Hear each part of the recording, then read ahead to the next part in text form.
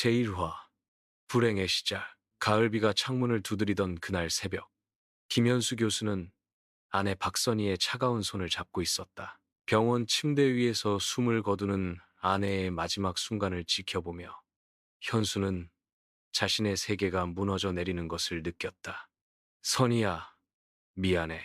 30년 동안 함께한 아내가 떠난 후 장례식장은 조문객들로 북적였지만 현수의 마음은 텅 빈 듯했다. 장남 민준과 딸 수연이 장례 절차를 챙기며 바삐 움직였지만 그들 역시 각자의 삶이 있었다. 민준은 곧 결혼을 앞두고 있었고 수연은 이미 시집가서 아이들을 돌봐야 했다. 아버지, 혼자서 괜찮으시겠어요?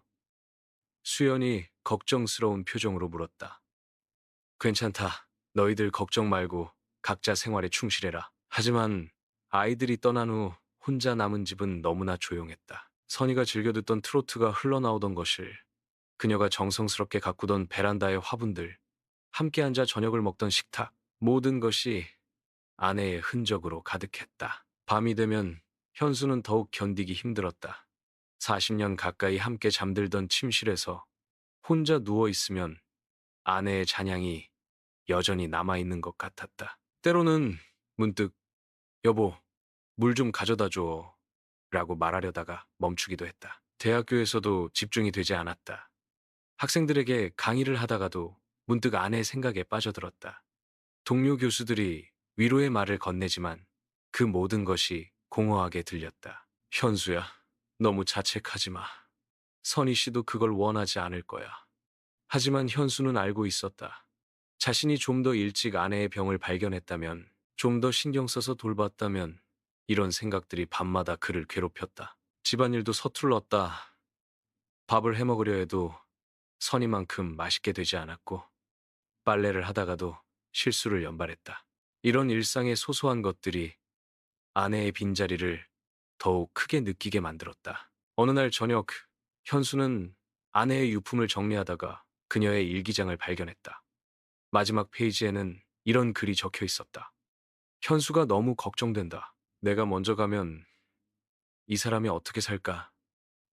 지연이가 도와줬으면 좋겠다. 지연이는 선희의 여동생이었다.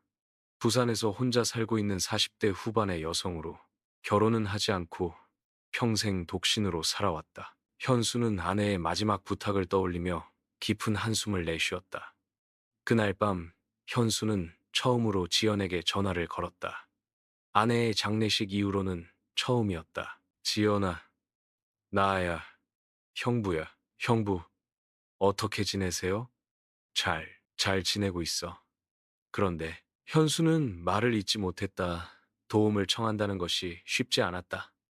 하지만 아내의 유언과 같은 일기 내용이 마음에 걸렸다. 제2화, 처제와의 만남. 부산역에서 KTX에 몸을 맡긴 박지연은 창밖으로 지나가는 풍경을 바라보며 복잡한 심정을 정리하려 했다. 언니의 갑작스러운 죽음도 충격이었지만 형부의 전화를 받고 서울로 올라온다는 것이 마음 한편으론 부담스러웠다. 지연은 평생 혼자 살아왔다. 젊은 시절 몇 번의 연애는 있었지만 결혼까지는 이어지지 않았고 어느새 나이가 들어 혼자 사는 것이 자연스러워졌다. 부산에서 작은 미용실을 운영하며 나름 안정적인 생활을 하고 있었는데 언니의 죽음으로 모든 것이 변하게 되었다. 지연아, 잠깐만이라도 좋은 형부 좀 도와줘. 언니가 생전에 했던 말들이 떠올랐다. 언니는 항상 지연의 결혼을 걱정했지만 동시에 현수를 걱정하기도 했다. 서울역에 도착하니 현수가 마중 나와 있었다. 언니의 장례식 때보다 더 야위어 보이는 모습에 지연은 마음이 아팠다. 형부, 많이 힘드셨죠? 지연아, 고맙다. 정말 고마워. 현수의 목소리에는 간절함이 담겨 있었다. 집으로 가는 길에 현수는 혼자 사는 것이 얼마나 어려운지 털어놓았다. 밥도 제대로 못 해 먹겠고 집안일도 선이가 다 해줬던 걸 이제야 알겠어. 지연은 현수의 집에 들어서자마자 언니의 냄새를 맡을 수 있었다. 모든 것이 그대로였다. 언니가 쓰던 화장대, 즐겨 앉던 소파, 정성스럽게 가꾸던 화분들. 형부, 우선 간단하게 저녁부터 해드릴게요. 지연은 부엌으로 들어가 냉장고를 열어보았다. 상한 음식들과 대충 사온 즉석식품들이 어지럽게 들어있었다. 언니가 봤다면 기절할 모습이었다. 저녁을 준비하는 동안 현수는 거실에서 지연의 모습을 바라봤다. 뒤에서 보는 모습이 언니와 닮아 있어서 순간 착각을 일으킬 뻔했다. 같은 키, 비슷한 체형, 심지어 요리하는 자세까지. 다 됐어요. 드세요. 오랜만에 제대로 된 집밥을 먹는 현수의 표정이 밝아졌다. 역시 자매구나. 선이 맛이나. 언니가 요리는 저보다 훨씬 잘했어요. 지연은 언니 이야기가 나오니 마음이 무거워졌다. 하지만 현수가 맛있게 먹는 모습을 보니 보람을 느꼈다. 그날 밤 지연은 언니와 현수가 함께 썼던 방 옆의 작은 방에서 잠을 청했다. 벽 너머에서 들려오는 현수의 뒤척임과 한숨 소리에 지연은 쉽게 잠들 수 없었다. 언니, 형부이가 정말 많이 힘들어해. 지연은 언니에 대한 그리움과 함께 현수를 도와야겠다는 마음을 다졌다. 하지만 그 마음 한편에는 형부라는 남자에 대한 미묘한 감정이 싹트고 있다는 것을 아직은 깨닫지 못했다. 다음 날부터 지연은 본격적으로 집안일을 도맡아 했다. 청소, 빨래, 요리 언니가 하던 모든 일들을 자연스럽게 해나갔다. 현수는 그런 지연을 보며 고마워했지만 동시에 묘한 죄책감도 느꼈다. 제삼아, 함께하는 시간. 몇 주가 지나면서 지연과 현수의 생활은 자연스러운 리듬을 갖기 시작했다. 아침에는 지연이 준비한 간소한 아침 식사를 함께하고 현수가 대학교에 출근하는 동안 지연은 집안일을 정리했다. 저녁이면 둘이서 함께 저녁을 먹으며 하루 있었던 일들을 나누었다. 형부, 민준이 결혼 준비는 어떻게 되고 있어요? 다음 달이면 결혼인데 신부 측에서 예단이며 예물이며 요구하는 게 만만치가 않아. 현수는 장남의 결혼 준비로 바쁜 나날을 보내고 있었다. 지연은 자연스럽게 현수를 도와 결혼 준비를 거들었다. 예단 준비부터 혼수 장만까지 마치 집안의 여주인처럼 세심하게 챙겼다. 지연 이모, 정말 고마워요. 엄마가 안 계시니까 이런 것들을 누가 도와줄지 막막했는데. 민준이 지연에게 감사를 표했지만 그 말 속에는 복잡한 감정이 담겨 있었다. 어머니 자리에서 이모가 이런 역할을 하는 것이 자연스러우면서도 어색했다. 결혼식 당일, 지연은 신랑 어머니 자리에는 앉을 수 없어서 친척 자리에 앉았다. 하지만 하객들의 시선은 계속 지연에게 향했다. 저분이 현수 교수님 처제분이시죠? 정말 많이 도와주시는 것 같던데. 아, 두 분이 함께 계시는 거예요? 하객들의 수군거림이 지연의 귀에 들렸다. 어떤 사람들은 현수와 지연이 마치 부부처럼 보인다고 속삭였다. 결혼식이 끝난 후 집으로 돌아온 두 사람은 어색한 침묵에 빠졌다. 하객들의 시선과 수군거림을 둘 다 느꼈기 때문이었다. 지연아, 사람들이 이상하게 생각하는 것 같아서 미안해. 괜찮아요. 형부, 신경 쓰지 마세요. 하지만 지연의 마음 한편에는 묘한 감정이 일어났다. 사람들이 자신과 현수를 부부로 봤다는 것이 전혀 불쾌하지 않았다. 오히려 조금 설레기까지 했다. 그날 밤 지연은 거울 앞에서 자신을 바라봤다. 언니와 닮은 얼굴, 아직 늙지 않은 모습. 혹시 현수도 자신을 그렇게 볼까? 아니야, 이런 생각하면 안 돼. 지연은 고개를 저었다. 현수는 형부였고 언니의 남편이었다. 하지만 마음 한편의 감정은 쉽게 사라지지 않았다. 현수 역시 비슷한 고민을 하고 있었다. 지연이 집에 있으니 외롭지 않았고 집안일도 잘 돌아갔다. 하지만 사람들의 시선이 부담스러웠다. 더군다나 지연을 바라보는 자신의 마음도 조금씩 변하고 있다는 것을 느꼈다. 선이야, 미안해.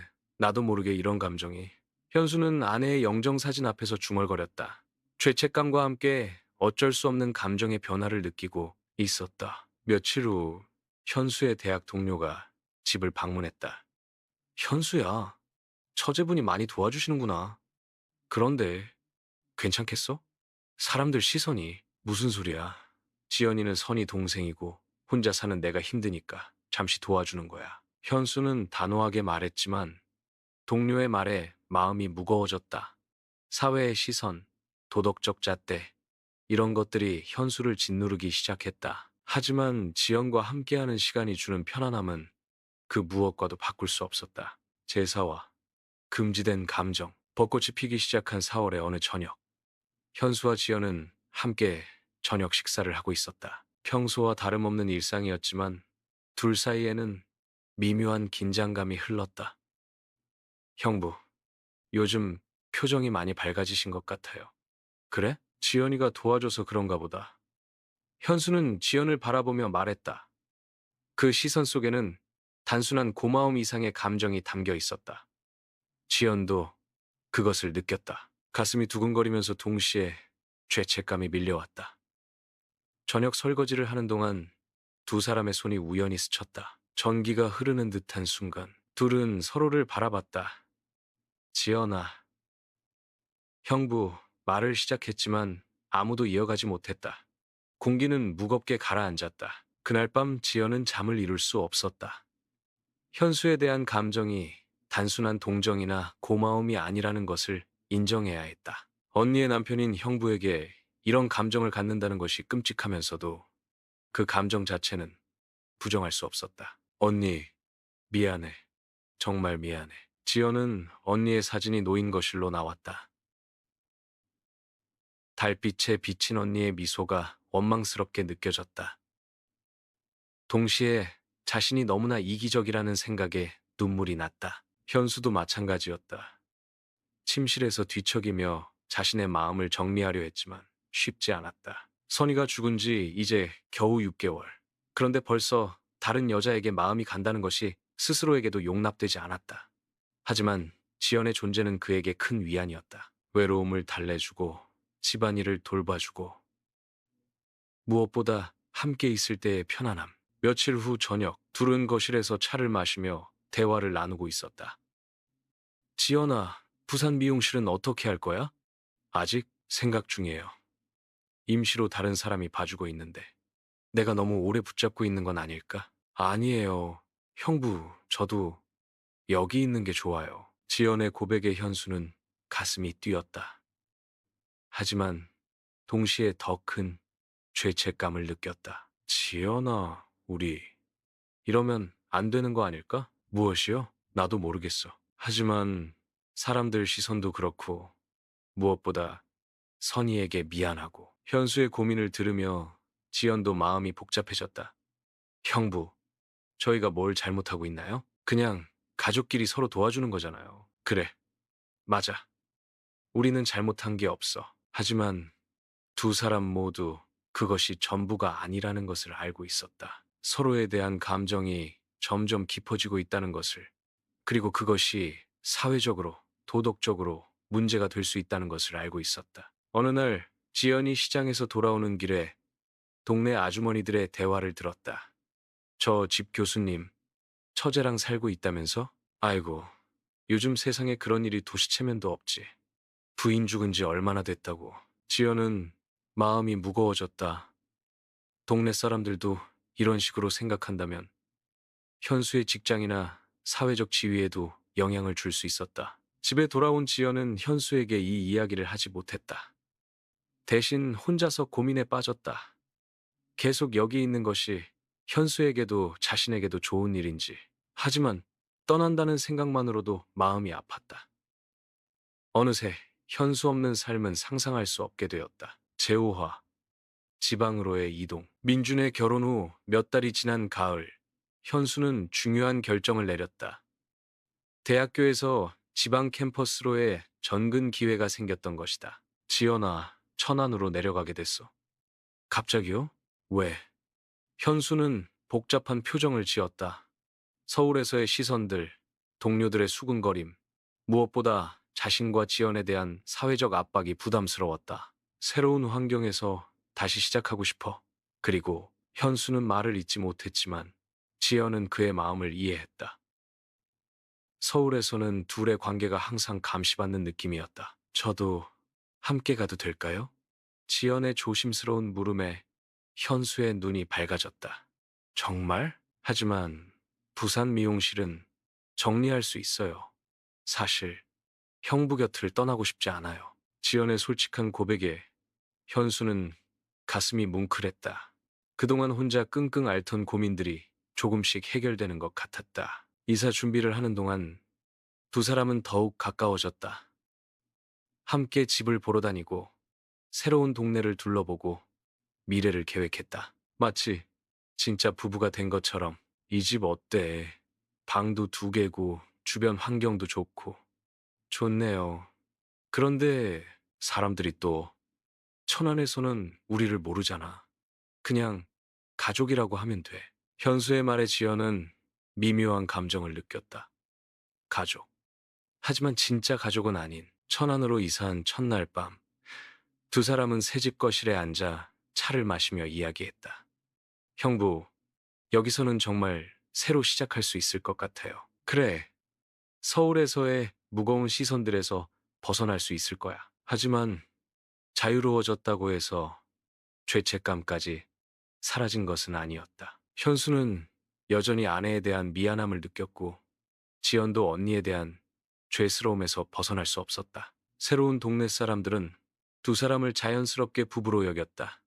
시장에서 장을 보거나 동네를 산책할 때 누구도 두 사람의 관계를 의심하지 않았다. 사모님, 교수님이랑 금슬이 참 좋으시네요. 아내, 지연은 이런 말을 들을 때마다 복잡한 감정에 빠졌다.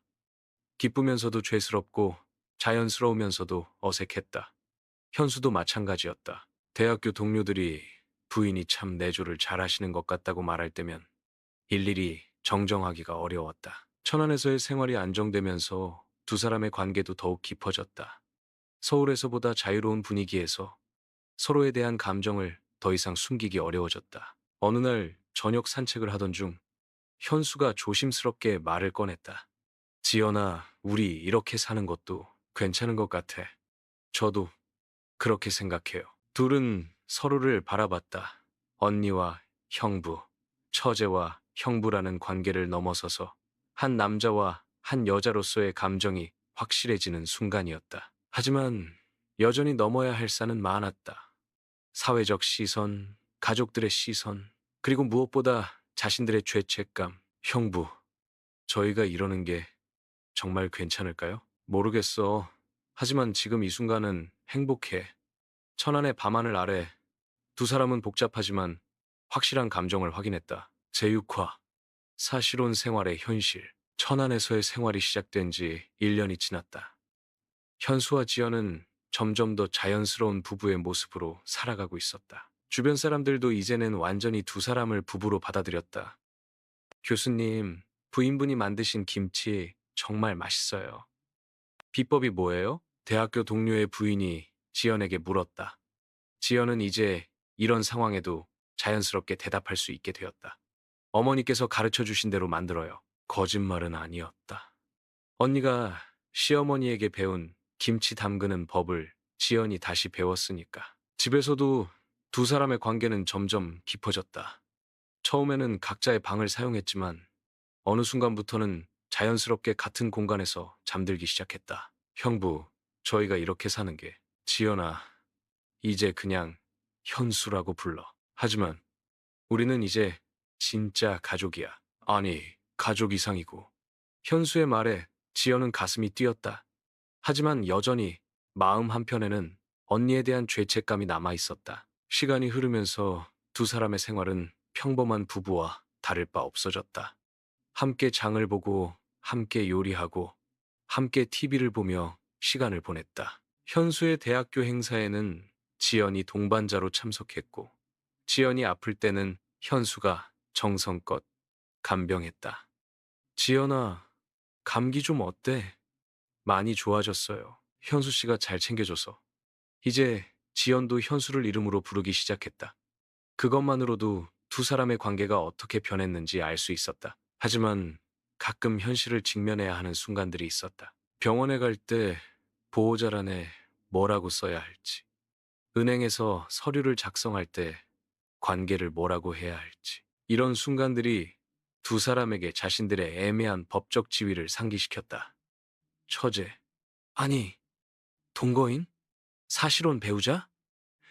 현수는 서류를 작성하며 고민했다. 법적으로는 아무것도 아닌 관계였지만 실질적으로는 부부나 다름없었다. 3년이 지나고 5년이 지났다.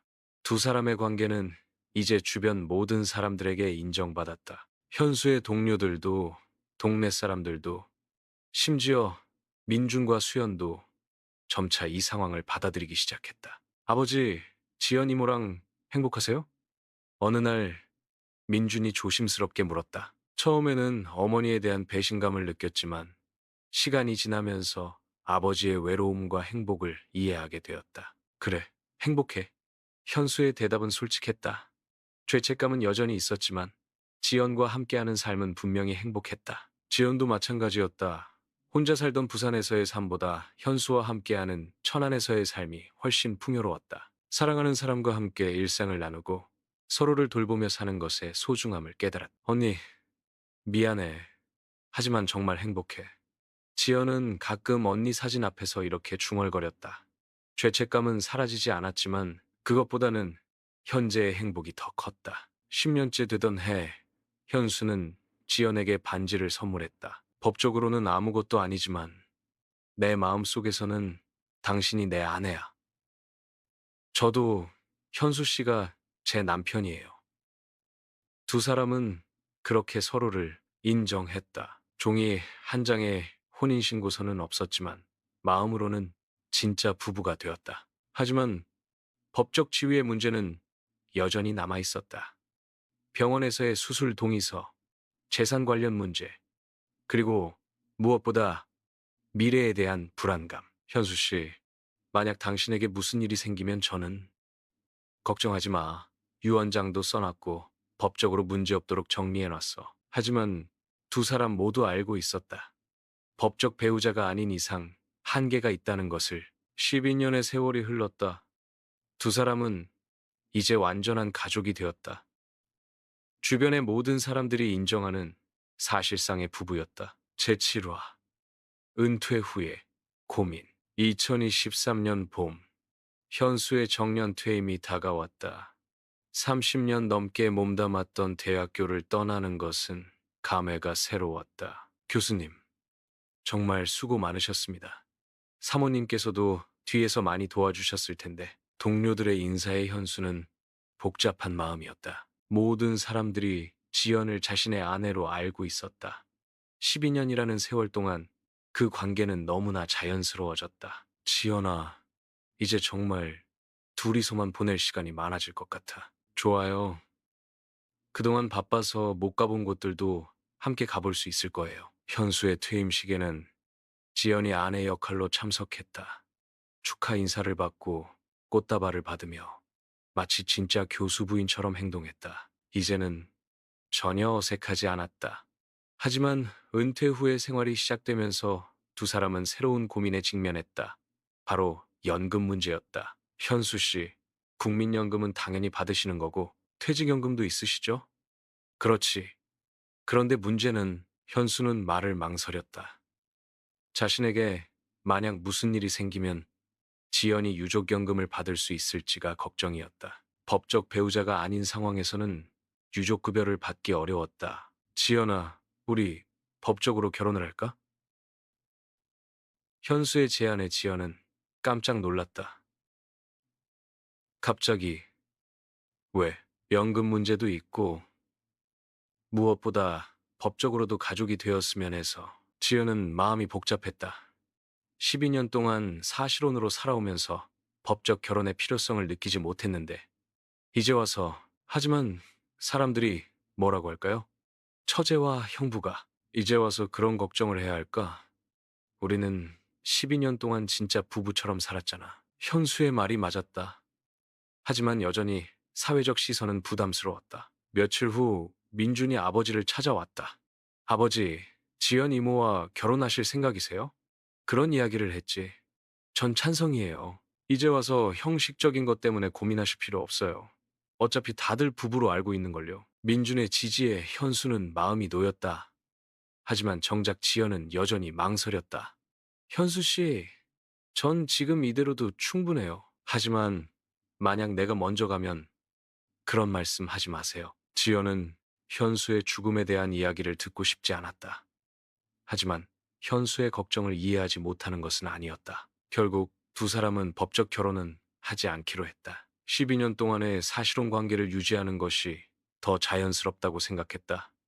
만약 법적 문제가 생기면 그때 가서 생각해보자. 현수의 말에 지연도 동의했다.